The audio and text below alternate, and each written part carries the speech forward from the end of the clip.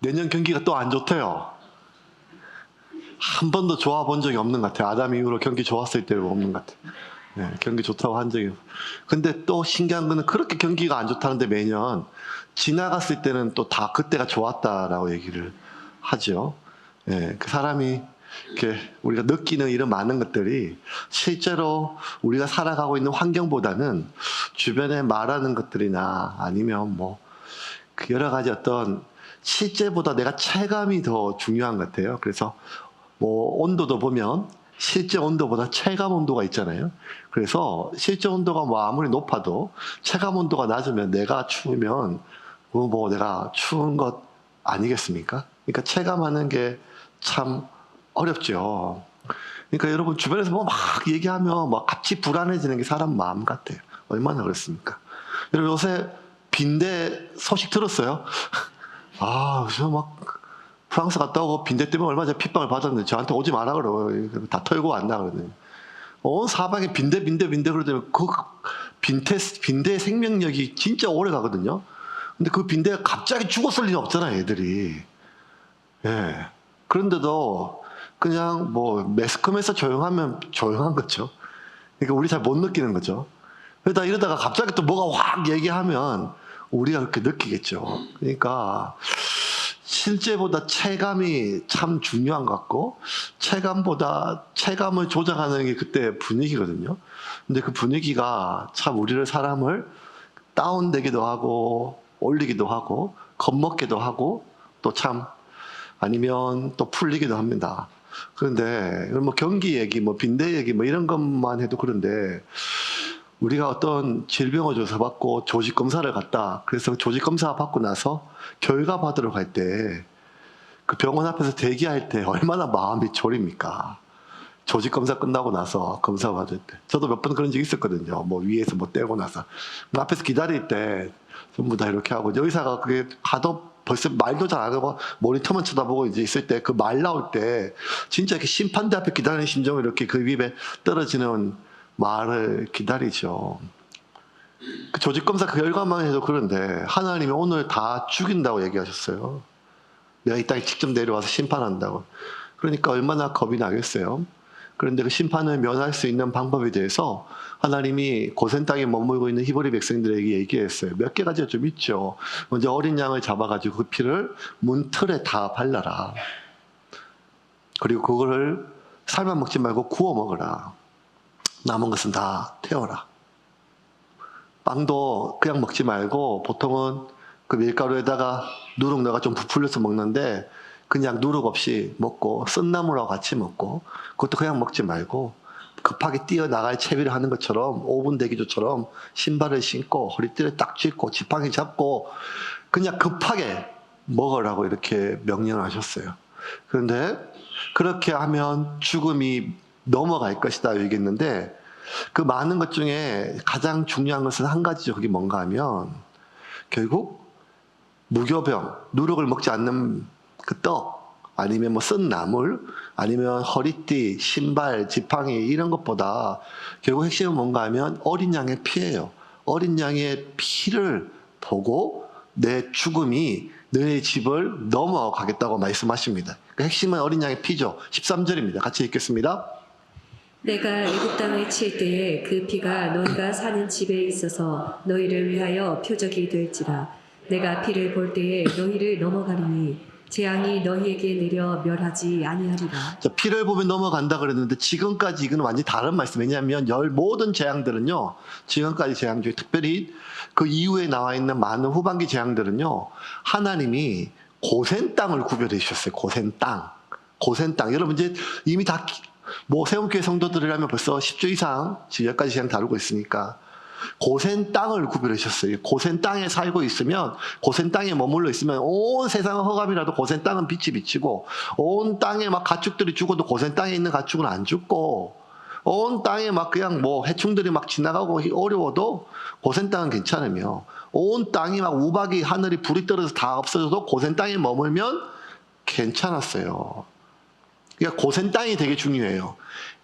고센 땅이 애굽 안에 있지만 하나님은 애굽과 고센 땅을 구분해 주셨어요. 그런데 이번에는 달라요. 고센 땅이 아니라 고센 땅에 머문다 할지라도 어린 양의 피를 문의 틀에 바르지 않으면 죽음이 그 집에 덮친다고 얘기를 했어요. 그러니까 이제는 지금까지는 고센 땅이 중요했는데 아니라는 거예요. 이제는 어린 양이라는 거예요. 근데 여러분, 고센 땅은 뭘 상징하는가 하면 히브리 백성들이, 정확하게 얘기하면 야곱의 후손들이 머무는 곳이잖아요.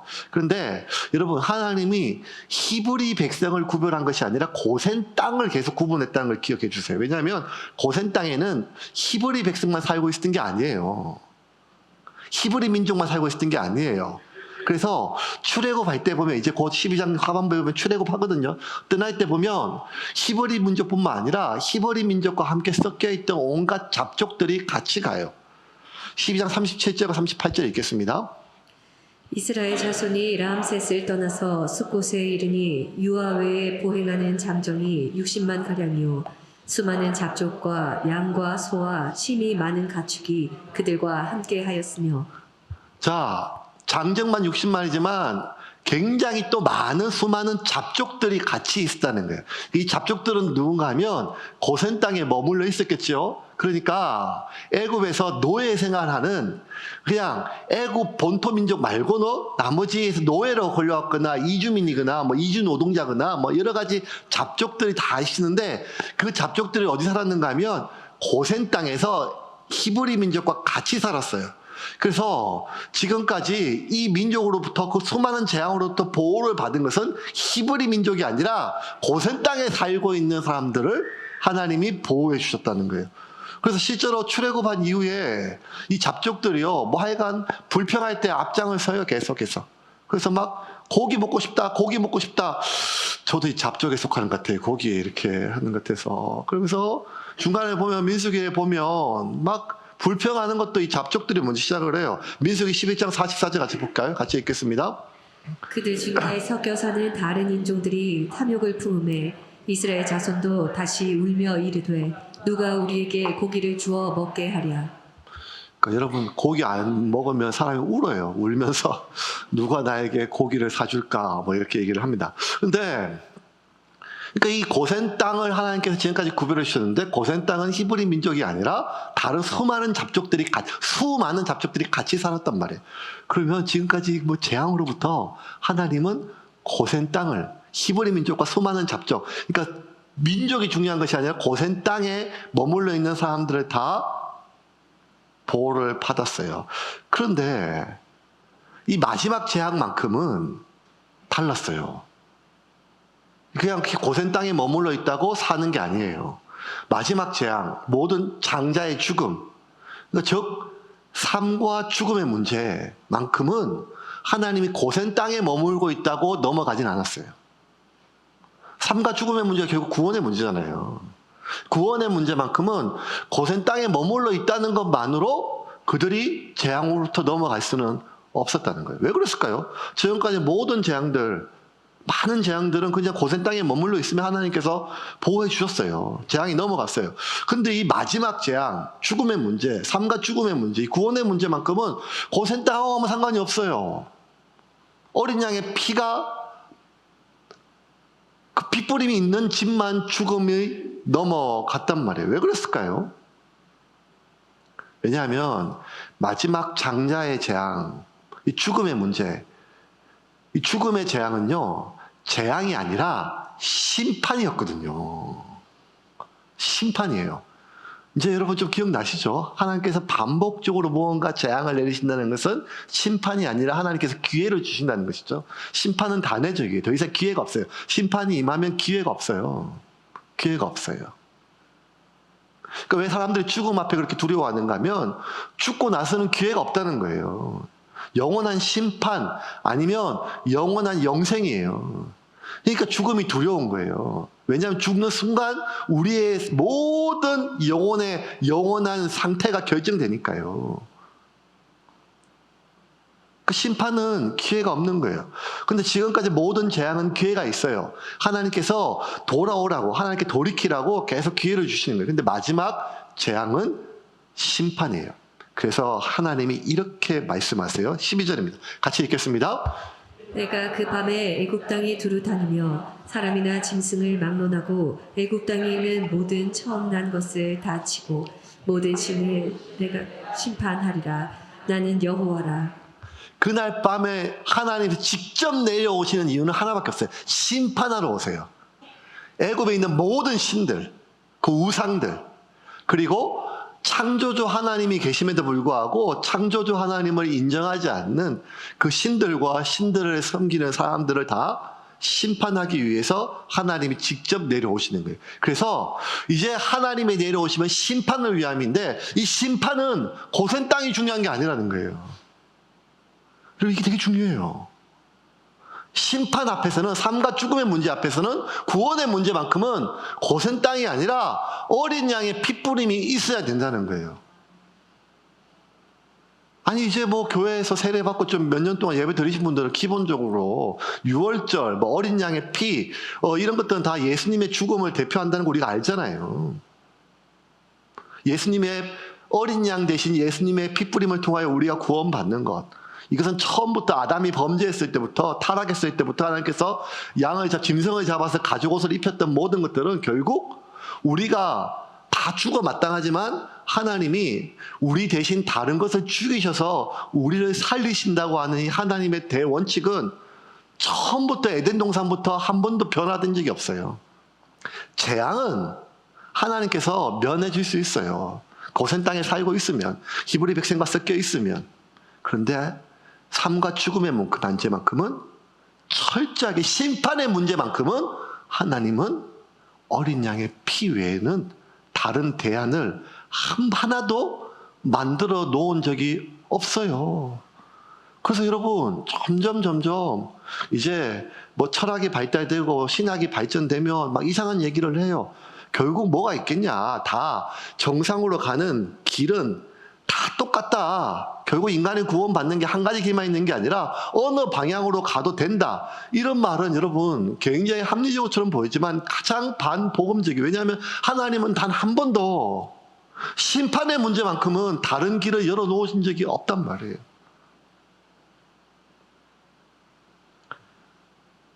고센 땅에 거한다 할지라도 설사 지금까지 파리재앙, 우박재앙, 흑암재앙, 가축의 죽음재앙, 그 모든 재앙으로부터 자신이 보호받았다 할지라도 그는 하나님의 심판에서 제외될 수는 없습니다.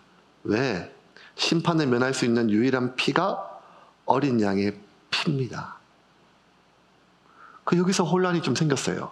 어떤 혼란이 생겼는가 하면 지금까지 재앙들이 하나씩 반복될 때마다 애굽 백성과 바로만 놀란 게 아니에요. 모세와 하나님의 명령을 대하는 바로의 태도가 지금 많이 바뀌었잖아요. 애굽인들의 태도가 많이 바뀌었단 말이에요. 그런데 또 많이 바뀐 건 뭔가 하면 지금 고센 땅에 거하는 히브리 민족과 그 땅에 사는 많은 잡족들이에요. 그래서 점점 이제 믿게 됐어요. 하나님의 존재에 대해서. 하나님의 말씀이 반드시 실제가 됨에 대해서. 그런데 지금까지 이제 더 확고한 거예요. 뭐야 확고하는가 하면 이 고센 땅만 안 떠나면 돼요. 여기 있으면 여러분 마지막 흑암의 재앙 때 보면 온 세상이 흑암이고 깜깜한데 고센 땅만 빛이 쫙 비춰지면 얼마나 극명하게 지금 애굽과 고센 땅이 구별돼요.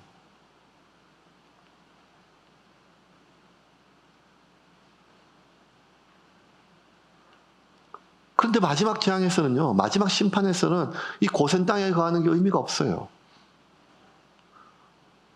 애굽과 고센 땅의 구분이 중요한 게 아니에요.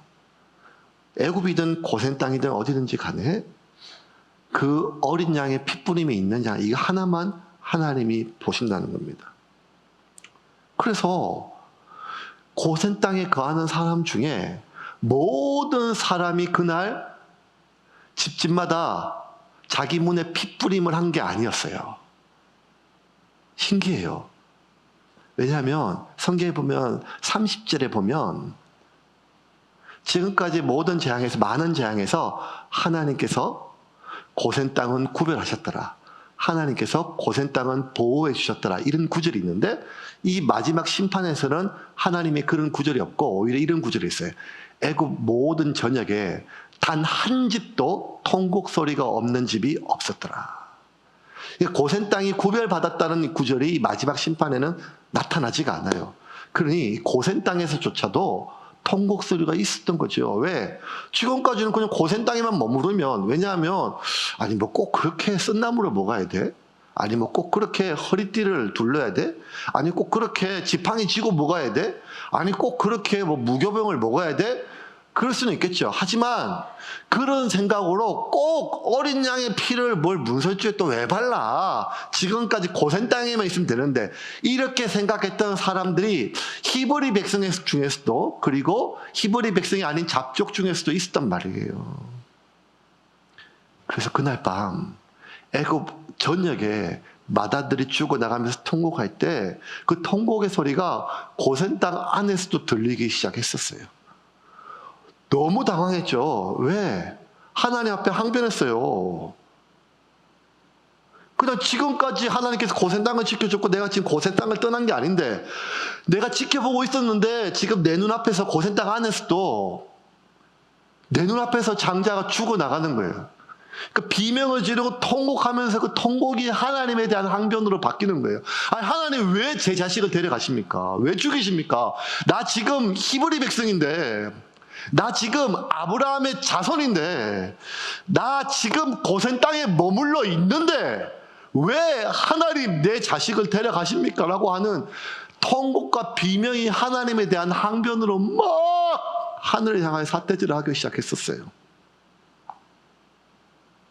근데 여러분, 심판의 순간에는요, 늘 하나님에 대한 항변의 소리가 있어요.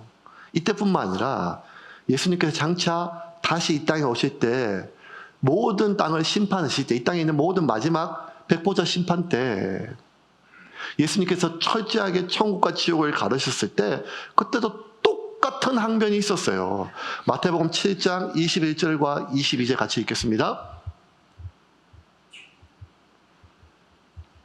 나더러 주여 주여 하는 자마다 다 천국에 들어갈 것이 아니요 다만 하늘에 계신 내 아버지의 뜻대로 행하는 자라야 들어가리라. 그날에 많은 사람이 나더러 이르되 주여 주여 우리가 주의 이름으로 선지자 노릇하며 주의 이름으로 귀신을 쫓아내며 주의 이름으로 많은 권능을 행하지 아니하였나이까 하리니. 그날 똑같아요. 하나님, 내가 지금 고센 땅에 있는데, 하나님 나 지금 교회 평생 다녔는데, 하나님 내가 하나님을 위해서 이렇게 일을 많이 했는데, 하나님 내가 교회에서 이렇게 일을 많이 했는데, 하나님 내가 이번 달도 11주를 드렸는데, 하나님 무슨 말인가? 예수님 무슨 말이에요? 예수님 지금 잘 보세요. 저 모르시겠어요?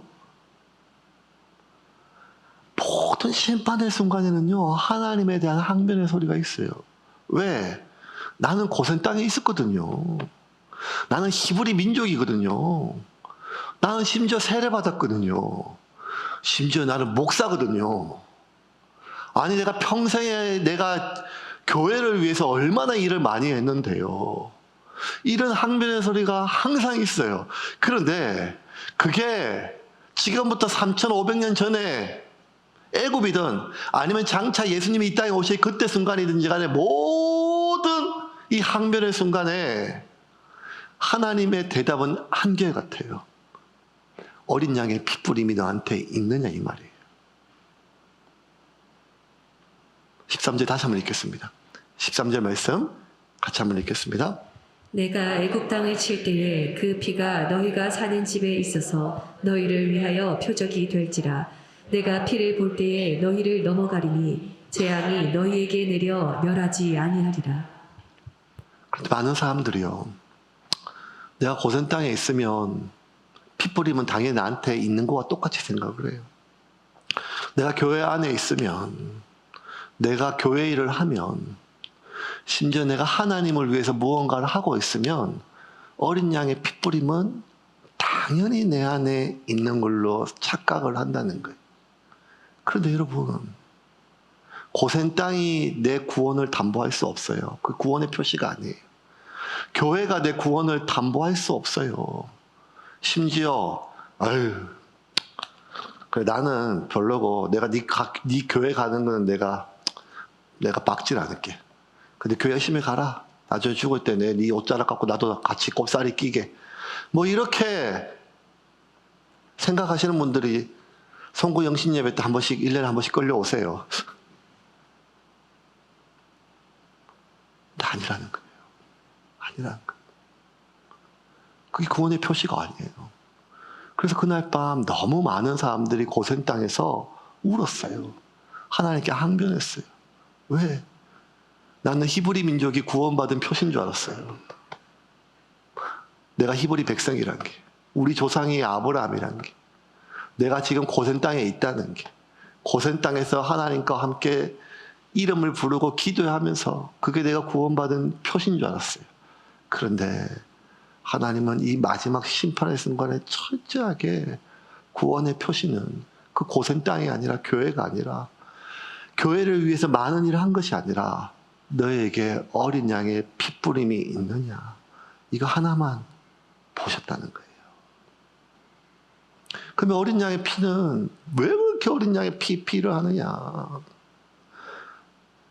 두 가지를 우리에게 얘기를 해요. 어린 양의 피는, 너는 이 어린 양, 내 아들 예수가 죽어야 될 죄인이라는 거예요.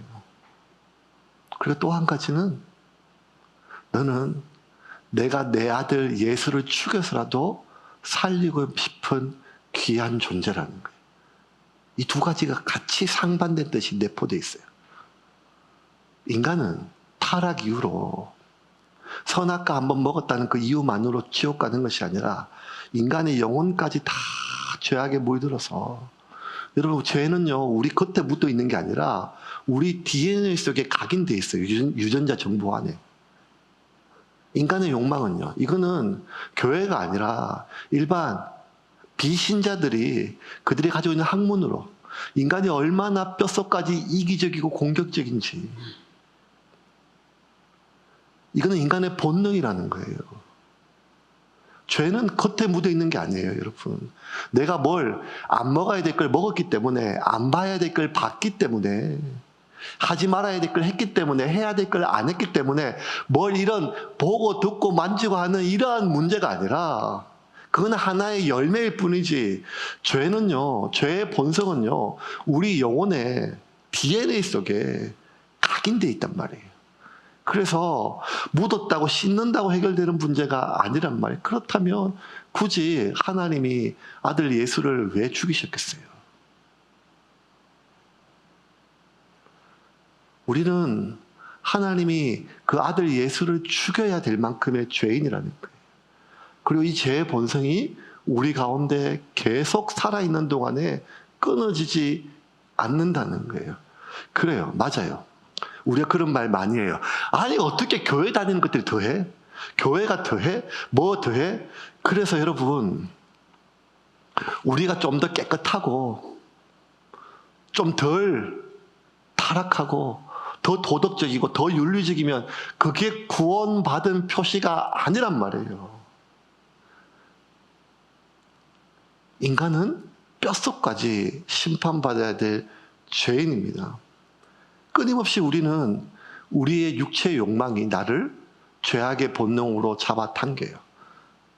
이거는 누가 아는 사람이면, 교회 다니는 사람이 아는 게 아니라 죄와 싸워 본 사람만이 알아요. 거룩을 위해서 몸부림쳐 본 사람만이 안단 말이에요. 성구 영신 예배 때 누가 제일 무너진 마음으로 회개하는가 하면 1년 내내 그냥 뭐 자기 마음 가는 대로, 자기 생각이 가는 대로 그렇게 편하게 살았던 사람이 그렇게 하는 게 아니라, 그래도 1년 동안 말씀대로 살려고 몸부림쳤던 사람이, 그래도 내 안에 있는 본성이 아니라 오직 성령의 음성을 따르려고 몸부림쳤던 사람이 그렇게 죄와 싸우면 싸울수록 내 안에 있는 죄의 본성이 얼마나 나를 강하게 잡아당기는가를 안단 말이에요. 성경에서 가장 철저하게 이런 나 자신에 대해서, 상태에 대해서 비참하게 생각하고 고백한 사람이 바울이잖아요. 바울만큼 처절하게 살았던 사람이 누구예요? 마지막 피 한 방울, 마지막 땀 한 방울, 마지막 눈물 한 방울까지도 자기와 관제와 같이 자기를 그냥 다 갈아놓고 짜내서 복음을 위해 그렇게 싸웠음에도 불구하고 바울이 로마에 보내는 편지를 보면 오라 나 죽겠다. 내가 이렇게 입으로는 하나님의 능력을 말하고 예수 그리스도 안에 결코 정죄함이 없다 얘기하며 하늘에서 내려온 천사라 할지라도 내가 전한 복음 외에 다른 복음을 전하면 저주가 있다가 얘기하며 그리스도 예수 안에 있는 그 사랑에서 결코 누가 나를 끊을 수 있냐. 환난이나 죽음이나 적신이나 그 누구도 예수 안에 있는 나 하나님의 사랑에서 나를 끊을 수 없다. 오직 의인은 믿음으로 구원받는다. 이렇게 고백했던 바울이 또 한 다른 편지에서는 이렇게 고백하잖아요. 내가 내 자신의 이중성을 못 견디겠다. 내가 입술로는 이렇게 거룩한 하나님의 말씀과 성화된 삶을 얘기하지만 나는 날마다 내 속에 있는 죄악된 본성이 얼마나 나를 이기적으로 죄악으로 잡아당기는지. 그런데 내가 나를 감당하지 못하겠다는 거예요. 내가 나를 감당하지 못하겠다는 거예요. 그래서 여러분, 죄와 이렇게 피 흘리기까지 싸워본 사람은 자기 안에 이런 탄식이 있어요.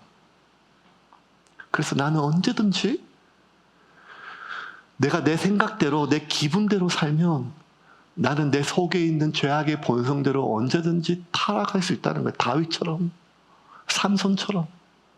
그래서 날마다 어떻게든지 성령 안에 깨어있기 위해서 몸부림치는 사람이에요. 그런데 예수가 나를 위하여 죽으신 것을 기억하지 못하고 날마다 예수 핏부림을 내 삶 가운데 회복하지 못하면 그냥 내 마음대로, 내 생각대로, 내 기분대로 살면 결국 우리의 속사람에, 우리의 죄악된 본능에 내 의지가 진단 말이에요. 그런 사람은 결단코 하나님의 나라를 유업으로 얻을 수 없다고 바울은 갈라디아에 보내는 편지에 이렇게 적었습니다. 5장 17절부터 21절까지 같이 읽겠습니다. 표준어 번역으로 보겠습니다. 육체의 욕망은 성령을 거스르고 성령이 바라시는 것은 육체를 거스릅니다. 이 둘이 서로 적대 관계에 있으므로 여러분은 자기가 원하는 일을 할 수 없게 됩니다. 그런데 여러분이 성령의 인도하심을 따라 살아가면 율법 아래에 있는 것이 아닙니다. 육체의 행실은 환히 드러난 것들입니다. 곧 음행과 더러움과 방탕과 우상숭배와 마술과 원수 맺음과 다툼과 시기와 분냄과 분쟁과 분열과 파당과 질투와 술 취함과 흥청망청 먹고 마시는 노름과 그와 같은 것들입니다. 내가 전에도 여러분에게 경고하였지만 이제 또다시 경고합니다. 이런 짓을 하는 사람들은 하나님의 나라를 상속받지 못할 것입니다. 지금 바울이 이게 아테네에 있는 불신자들과 우상숭배자들에게 하는 말이 아니에요. 갈라디아에 있는 교인들에게 하는 말이에요. 저와 여러분 같은 사람들에게 하는 말이에요.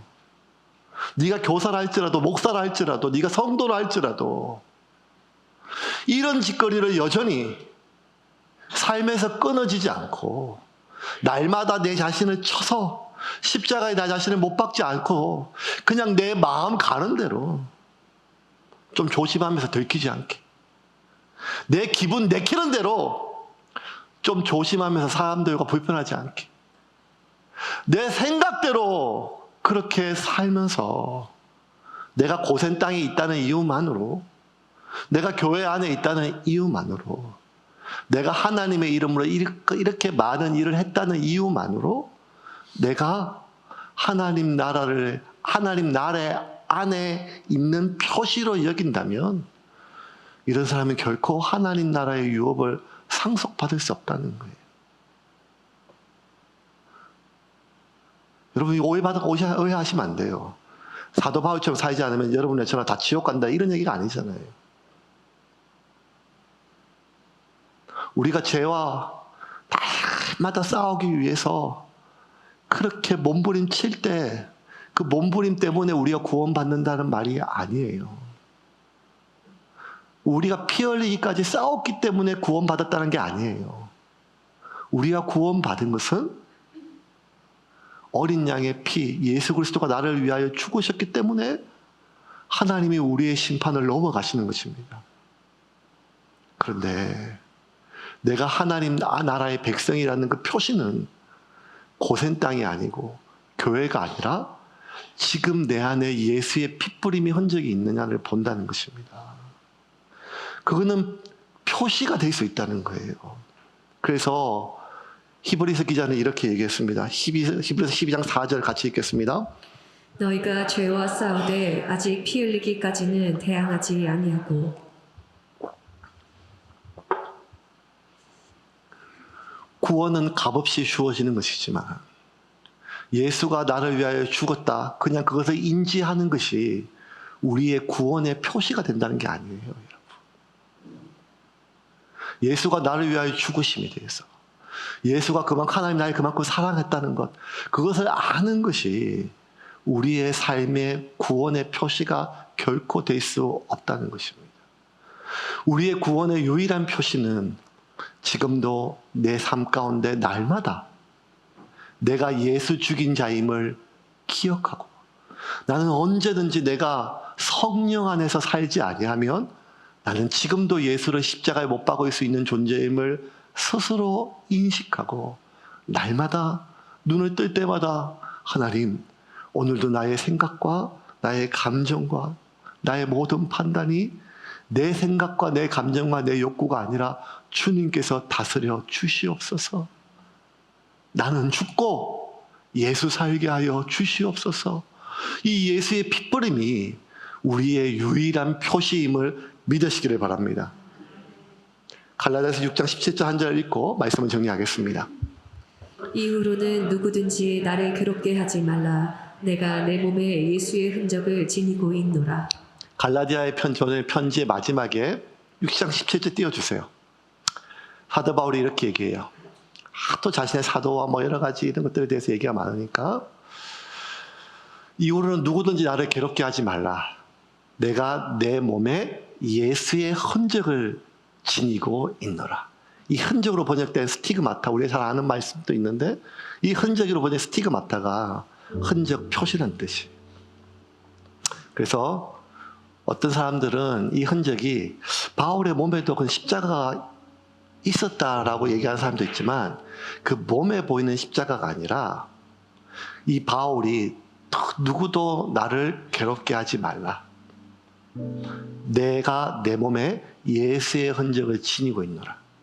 두 가지 의미였어요. 바울은 다른 교회에 보낸 편지에 또 이렇게 썼어요. 나는 날마다 내가 예수 죽인 것을 짊어지고 산다 그랬어요. 예수 죽인 놈이라는 것을 짊어지고 산다 그랬어요. 잊지 않고. 나는 언제든지 예수를 죽일 수 있음을 짊어지고 산다는 거예요. 또 하지만 내 안에 예수의 흔적이 있다는 거예요. 그 하나님의 피가 나에게 뿌려졌다는 거예요. 그러므로 그 예수의 피는 죄를 씻을 뿐만 아니라 죄를 이길 수 있는 능력이 있음을 믿으시기를 바랍니다. 예수의 피가 우리의 죄를 씻는 것이 전부라면, 그래서 우리는 매년 성구 영신 예배 때 작년에도 회개했던 걸 올해도 회개하고, 올해도 회개했던 걸 내년에도 회개한다면 이 예수의 피가 무슨 능력이 되겠어요? 여러분, 오늘 저녁에 성구 영신 예배 드릴 때 사람이 어제보다 오늘은 좀 더 나아야 되지 않겠어요? 기도가 좀 더 나아야 되지 않겠어요? 그런데 작년에 회개했던 것 보면 재작년에 회개했던 것이고, 재작년에 회개했던 것 그 전에 회개했던 것이라면, 여러분, 이번에 회개하는 것을 우리는 내년 성구영신 예배 때 회개할 가능성이 높습니다. 그렇게 조금도 우리가 변화되지 않은 채 고센 땅에 머물러 있다고, 교회 안에 머물러 있다고, 1년에 한 번씩 성구 영신 예배에 있어서 헌금 내고 기도한다고 우리가 어떻게 하나님 나라의 유업을 받습니까? 차라리 그냥 1년에 한 번 초파일 날 절에 가서 기와장 하나 올리는 게 더 낫지 않겠습니까? 구원의 문제만큼은 오직 어린 양의 핏부림이 우리의 유일한 구원의 표시가 됨을 믿으시길 바랍니다.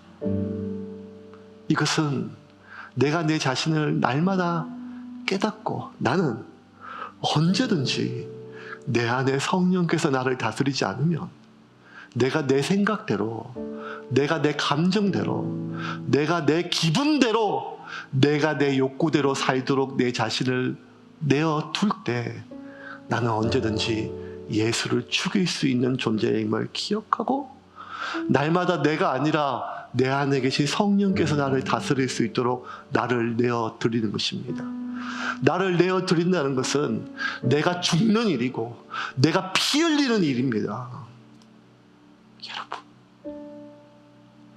그 피 흘리기까지의 싸움을 포기하지 않는 저와 여러분이 되기를 주님의 이름으로 축원합니다. 나의 욕구가 아니라 성령의 소욕을, 성령의 인도하심을 듣기 위하여, 따르기 위하여 피 흘리기까지 싸우는 것이, 내가 나의 욕망이 아니라 소명을 위하여 살기 위하여, 내가 나의 이익과 손익이 아니라 하나님의 섭리 안에 살아가기 위하여 몸부림치는 그런 피 흘림의 흔적이 2024년 송구 영신 예배 성찬 때부터 나는 예수의 피가 내 안에 있는 자임을 기억하고 그렇게 결심하고 결단하는 그런 예수의 피가 여러분에게 표시가 되는 그런 새움교회 성도분이 되기를 주님의 이름으로 축원합니다.